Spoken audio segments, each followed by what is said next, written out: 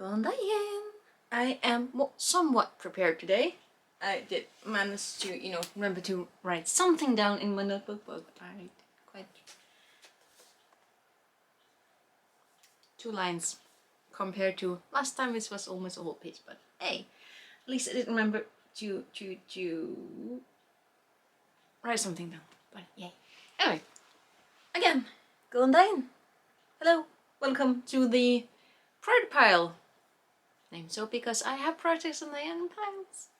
So, my name is Untitled. I'm an Icelander, live in Iceland, and this is my podcast. I talk about yarn, about knitting, crocheting, what I'm discovering about, like, fibers and everything to do with, like, yarn, knitting, yay. I talk about what I'm working on, the very rare occasions when I do manage to finish something, because I am scatterbrained, and on most weeks I'm working on at least 2, if not 3, if not 4 projects, because that's how my brain works.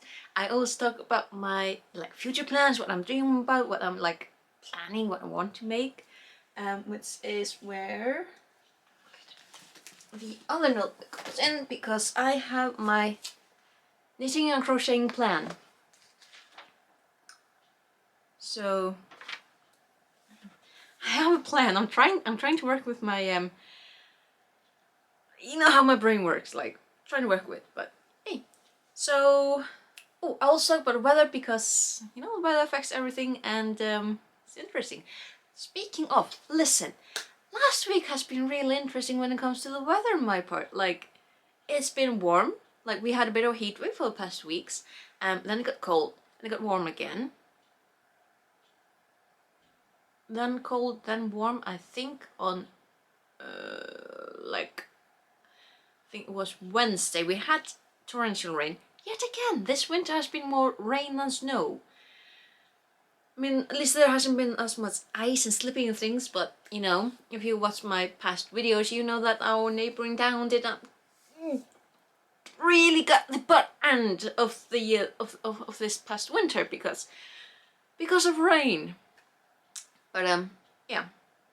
So Wednesday, whole lot of rain, was also it started with snow, then sleet, then a whole lot of rain, but then turned to sleet, and then snow in the night, and then back to. If my brain is all over the place, and the spirits of the weather gods, veðurguðirnir, they are my role model. They are just all over the place. I mean, it's springtime, it's. She says, I just said that the winter was all over the place, and in springtime, yeah, it's also all over the place. Because guess what? It started to snow, I think, somewhere around midnight last night. I'm filming this on Saturday. It is the day did it 13th of March. I wake up this morning. Well, I say morning. Listen, I made the mistake of I have TikTok on my phone. There's a lot of people talking about just interesting things and fun things and serious things, and just people expressing themselves on TikTok, and TikTok really sucks you in, because these are really short videos, and I went to sleep somewhere around 4 in the morning, which it's weekend, it's okay, but that means I woke up around 11ish this morning, which is really rather late, and I pull the curtains and everything is white. And it keeps on snowing, so we've gone through everything just gone from a heat wave, everything clear and nice, to snow. But springtime, so the sun is, I mean, I can see her right now, but she is really rather high, which means that the sun, soon as she is out again, the snow is going bye-bye. So that is the weather. Also, earthquake update.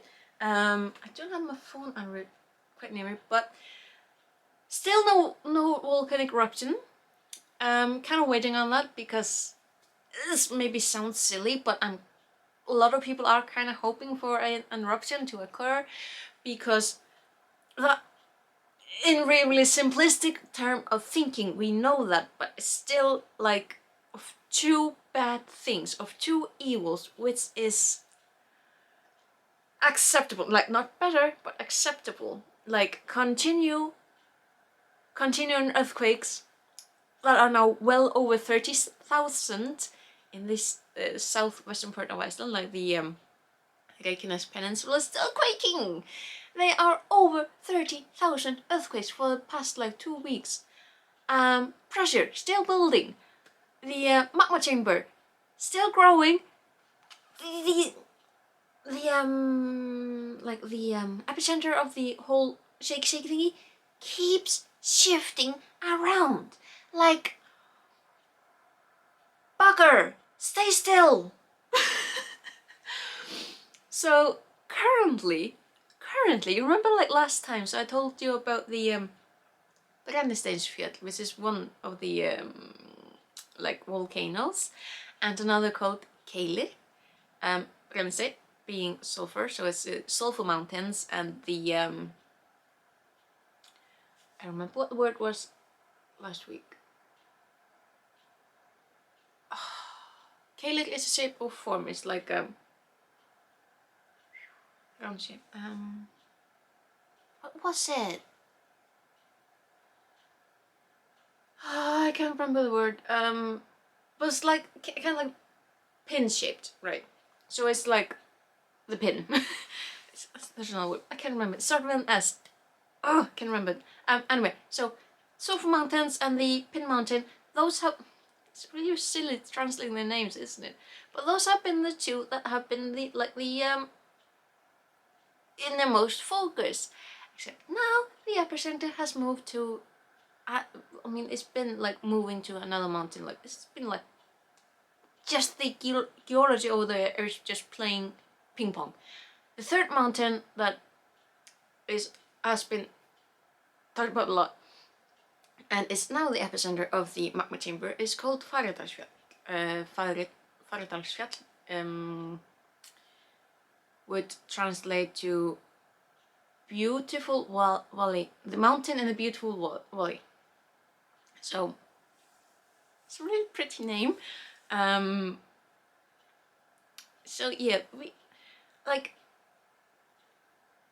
I will freely admit I know very little about like volcanic activity and the geology and all that. All I know is just the things that I kind of pick up on and things that I've learned, because being born and raised in Iceland means that you kind of pick these up on these things. Like I'm not an expert. I just try and pay attention to what is happening so I can better like react. And so I'm able to actually explain, because we are a micronation and we kind of need to be able to at least explain what is happening to our new people, like the people who are not used to having like a volcanic eruption, like being 36 years old, like 13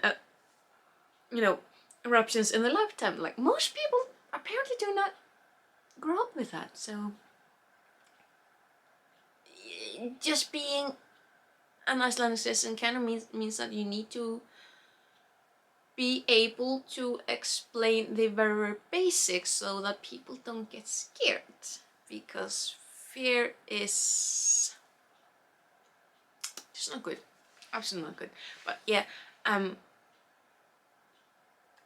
so yeah, they're still quaking, and we're still really hoping, well, at least quite a few of us and a lot of people like living in the area are hoping that there will be an eruption. Like, just please, Mother Earth, please, vinsamlegast.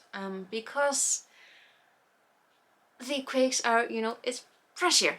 The area is under a lot of pressure, and that is escaping via earthquakes. And the earthquakes are going to continue until the pressure basically goes away. And the quickest way would be for the crack to just open up and burst. Thank you. Also, it's getting a little bit like a little bit scary, because obviously, eruption would still be a little bit like, whew. But as I said, out of two evils. Also because the magma chamber, like these things, listening to like the people who know things is like, you know how you think about the earth as like rocks and layers of rocks and like solid, and then you like realize actually solid is a literally state of mind, and the magma and the crust and like the rock and things are more like really thick mud.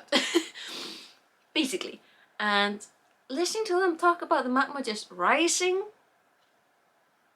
and like being like up and down and moving this way and that way, and it's like, stay still, you're like my brain.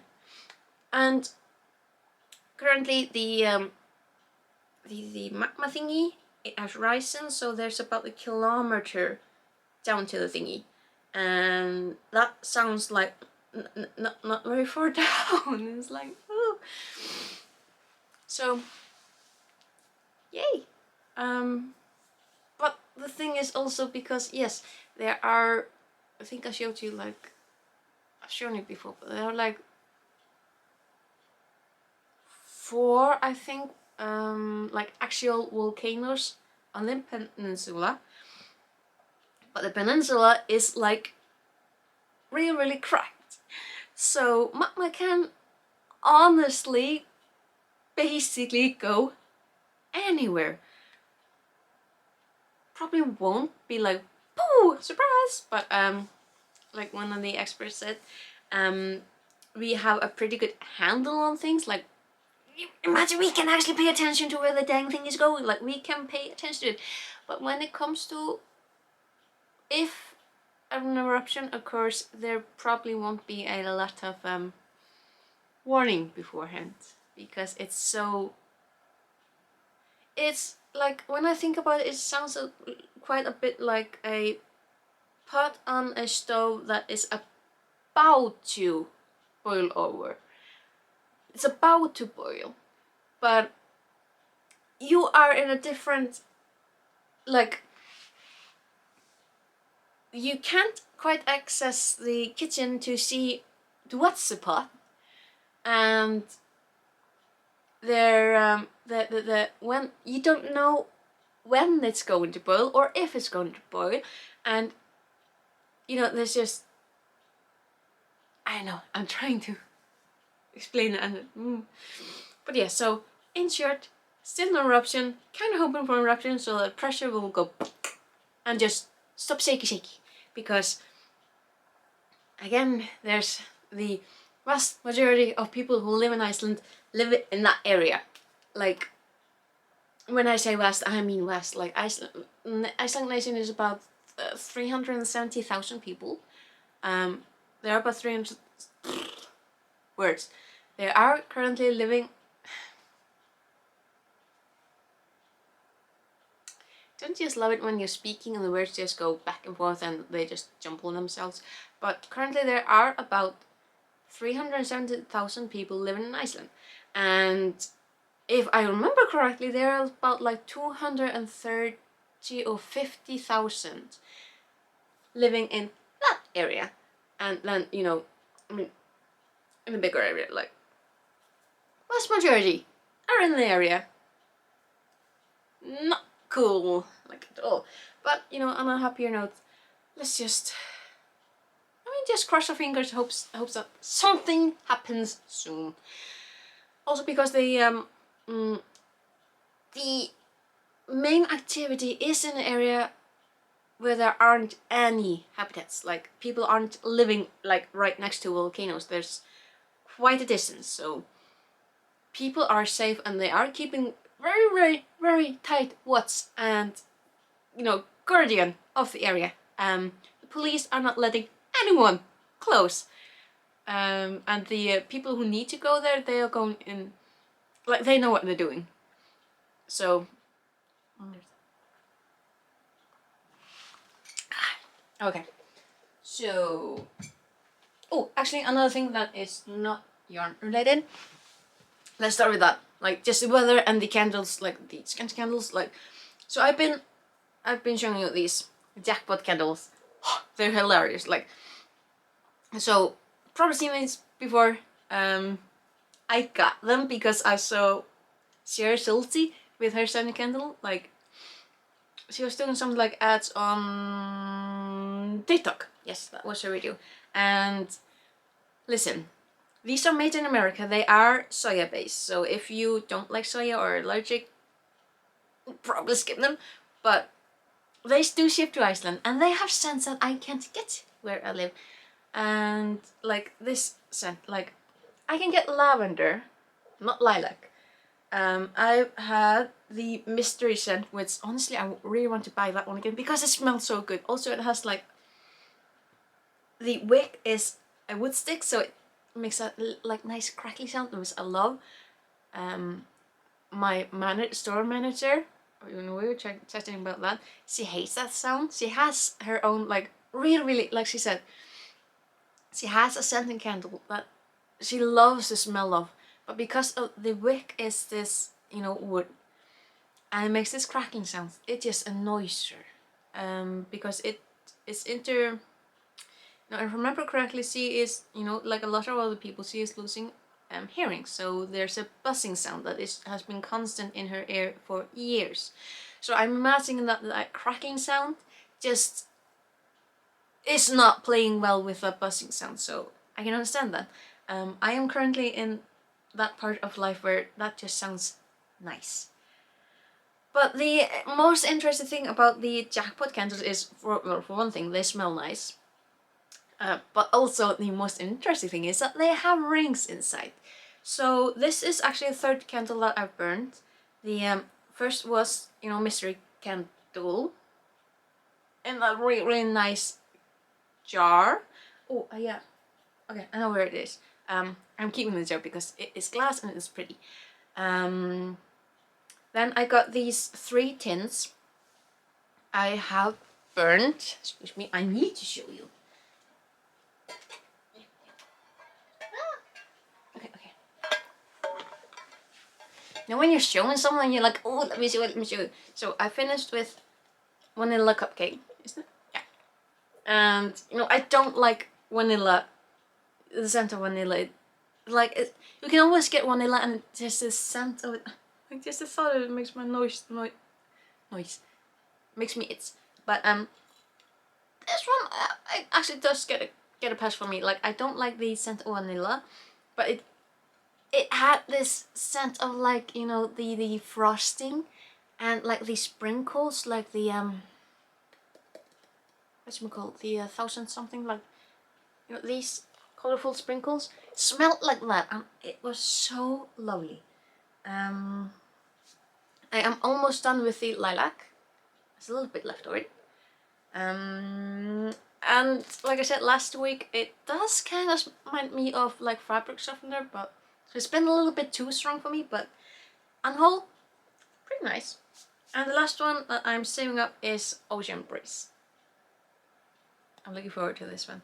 Unfortunately, because these were on discount, so they only had like 1 ring size left.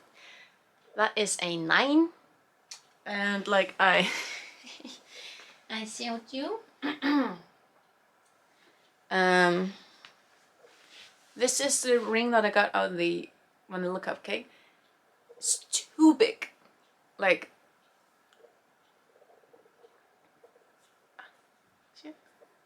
a ring should not, you know, you should not be able to, you know, too big. Even on my thumb. Just the one in the mystery scented candle in the glass, that was a 7, and it does fit my pointer really nice. Now the thing is, you also get a code with your rings, and the code claimed, so you know, you can appraise the rings, and these are apparently both worth $25. I'm not sold on that. Like, you can definitely get rings like these for way cheap online.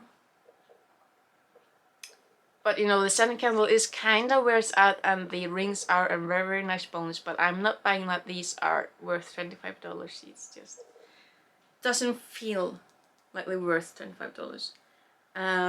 I do have no the this bag from the lilac one, so hey, I still haven't opened it. And you know what? I do not recommend waiting to open these when the wax has kind of solidified again. I am making a mess. Oh dear. Well, guess who has to clean her floor? Now I have soya candles all over my clothes. Boop. Oh well. There you go. So yeah, I did manage to get the ring out. It's actually a really quite nice one. It has a nice thick band. And again with like the white stone. Stone. Yeah. It looks pretty. And yet again, my third ring getting from Ice Yarns, and it's appraised at $25. And honestly, this one is way nicer. Like, it feels, I don't know, it feels better. Really wish this one fit me better. Well, this one is really nice, but yeah. So, there's only one more candle to go. And then you never have to probably never have to watch me gush about cheap rings from candles. But you know, this was never meant to be like reviewing scented candles with rings type of channel. We are primarily about talking, you know, yarn and knitting and crocheting. So what have I been up to? Well, I haven't finished something. You best believe that if I had finished something, I would have been so proud of myself that you would never have heard the end of it. And what I have done is, where do I start? Start with that. I did start a little bit with the Pera. Now my ice yarns. This loveliness. And that is unfortunately not available anymore. Excuse me, that's my tummy.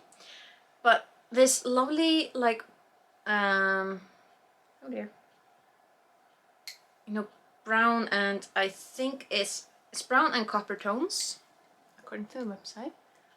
Oh, it looks so nice on the viewfinder. That is so pretty. So yeah, I do have 6 skeins of this loveliness. Look at it. They're so pretty. So I'm gonna basically just think I cast on like 110 or 20. I cannot remember. A little bit. So I'm just gonna knit back and forth with all of the skeins that I do have. I think it's what, like 100 meters? Yeah, about 100 meters each skein, so it's about 600 meters. We'll see how far we get. Probably not gonna be like a huge, you know, big blanket, but it will be something, like at least something that you can layer with. I will say that this is a bit similar to the Lambkin, due to the fluffiness.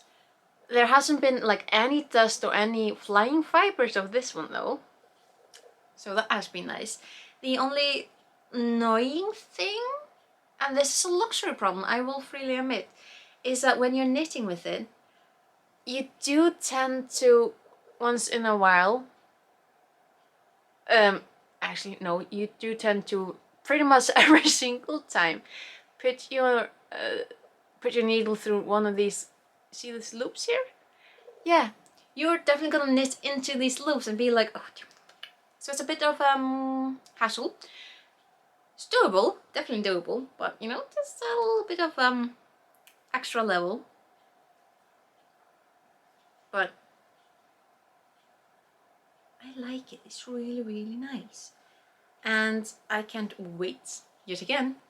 Did I need to start a new project? No. but it's pera, and I really want you to work with it. And I really like the fabric. Like I'm knitting on 10mm Knit Pro, and see, I can definitely poke my fingers through. So it's not the thickest fabric that you get out, and that is better with this type of yarn. Like, if I don't want this, like neither the pera nor the lambkin, I don't want them to be like super thick and tight. This kind of fabric, this kind of yarn, I feel like they need a little bit of airiness, a little bit of like Gisha. That's a really big hole though. Don't think I dropped stitch though. Well, yeah, they need to be a little bit lighter, a little bit like Gisha, you know, not too tight. And you know, I need to start yet another project because clearly I don't have enough of them. But as I said, I really want to start on pera. I have done a little bit on the lambkin. I am on skein number 17 out of, I think they will probably be like 24 at the end, in the end. And you may have noticed I finally switched back because I realized that this one, this big orange one, is way bigger than the cute little toad that I've had the blanket in for the past weeks. So this orange one, that used to hold like other yarns, like all my Icelandic wool, because you know it's nice and big and really easy to like segregate the yarn into a project that I'm going to be working on. So this tote used to hold the wool that I have for the chaos sweater that I will be making one of these days, or you know, sometime. I really want to make that one. And my two, I think it's called Draumur, those two sweaters. So that's, you know, wool for 3 sweaters, plus a scarf that I still need 2 skeins for, and plus my Drops Air Melody, and my... I still do it! I still put Air and Melody together. It's just, though they're complete different yarns. I have my Drops Air that one of these days I am going to be making. What's gonna make out of it? Yeah, there's a sweater that I'm gonna make out of the Drops Air called Blue Pagoda, and it also contained my Drops Melody, which I'm going to be making another glasswool. You know, the nice chunky pullover sweater that I made out of the Ice Yarn's Chunky Merino. Oh, lovely yarn. Definitely recommend it. So the original pattern called for the Drops Melody, and I'm going to be making that one of these days. They are on the project book, in the pile to be. So hello here. So that's, you know, this tote used to hold a lot of yarn, and honestly, you know how it happens when you just get stuck into like a certain project and you just kind of like focus on that, and you do forget what yarn you also have, especially when you have a lot of yarn and you like shopping in your own stash. But yeah, I really want to show you my lambkin. It's definitely gotten bigger. We are so close! Look, the color gradient. Oh, I love this yarn. So, as I said, I am on skein 17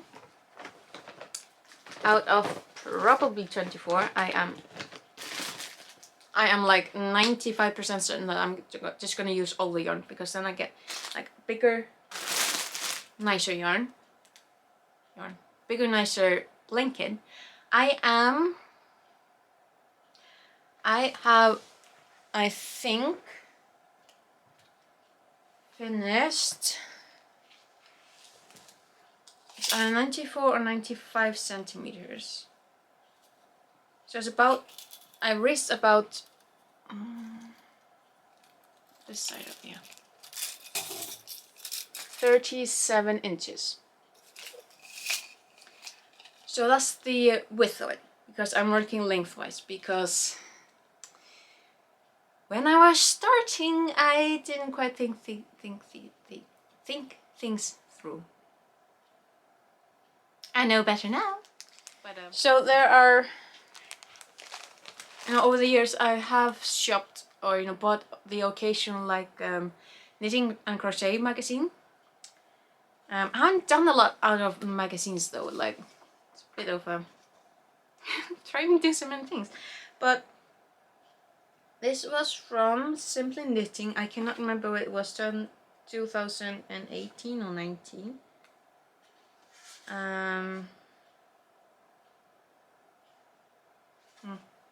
Anyway, so one of the like the Easter editions of Simply Knitting had this brochure. It's really such an adorable little bunny called Bella Bunkins and her mother. It's a baby bunny and mother bunny, really cute. And they do include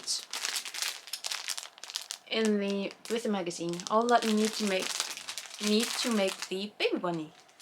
And this is knitted, and this is a bit of a challenge because I have never ever made like any kind of creature. It's probably not gonna turn out that pretty, but and I don't know if I'm gonna try and make it for this year, but I kind of want to though.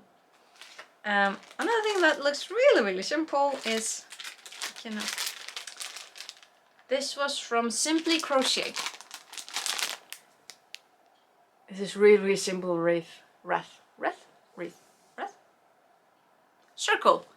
How do you pronounce that? Anyway, so it is from, as I said, Simple Crochet, and I have no idea if the pattern is included in the packaging, but I do need to find the copy of the magazine itself, because I'm not sure that the pattern is in the the bundle in the packet, and so I'm gonna need to go with that stash as well.